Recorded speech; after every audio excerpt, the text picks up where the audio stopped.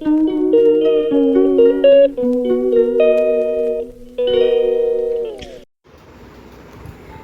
Morning, welcome back to my channel Bong Rimpa. সবাইকে আবার স্বাগত আমার চ্যানেলে। সকালের কাজগুলো আরম্ভ করে দিয়েছি, বিছানাটা পরিষ্কার করে নিচ্ছি।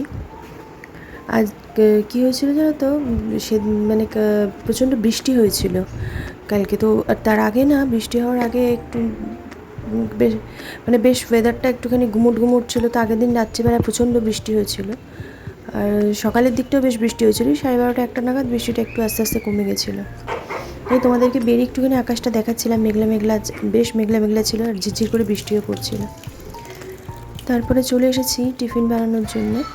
রোজ দিনকে তো এরকম তোমার ধরো পাউরুটি ফাউরুটি এরকম মোটামুটি খাওয়া হয়। তো আজ ভাবলাম যে একটু চিড়ের পোলাও বানাই, তো চিড়ের পোলাও বানিয়ে নিয়েছিলাম।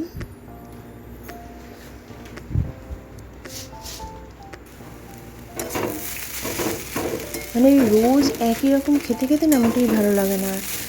তো ভাবলাম যে জিজ্ঞাসা করলাম আগে ওদেরকে অবশ্যই, যে তোমরা খাবে তো চিড়ের পোলাও, মানে ওদের ওপরে তো ডিপেন্ড করে। আর তারপরে কী বলো তো, যেহেতু দেখো একটু লিকার চা আর চিড়ের পোলাও দিয়ে দিয়েছে টিফিনে।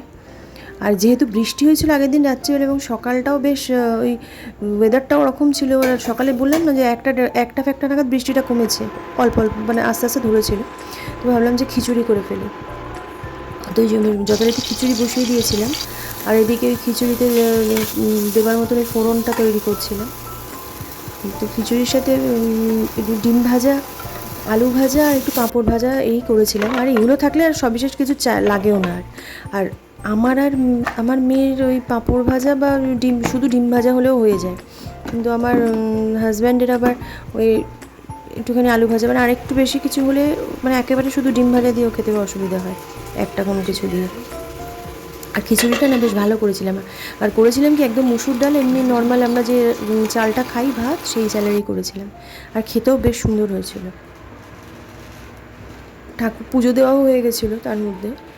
তো মাঝখানে আমি স্নানে চলে গেছিলাম, তো পুজোটা দিয়ে নিয়েছিলাম। আর যা গরম, ঠাকুরকেও ফ্যান চালিয়ে রাখি ঠাকুর ঘরেও।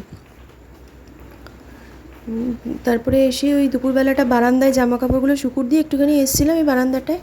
ব্যাস, তারপরে তো মাঝখানের লং টাইমটা আর তোমাদের সঙ্গে থাকতে পারিনি। তারপরে আবার সেই রাত্রিবেলা চলে এসেছি, একটু চা খেলাম, মাথাটা ধরেছিল। তারপরে ওই ডিনার সার্ভ করতে চলে এসেছি। চলো তোমরাও দেখতে থাকো।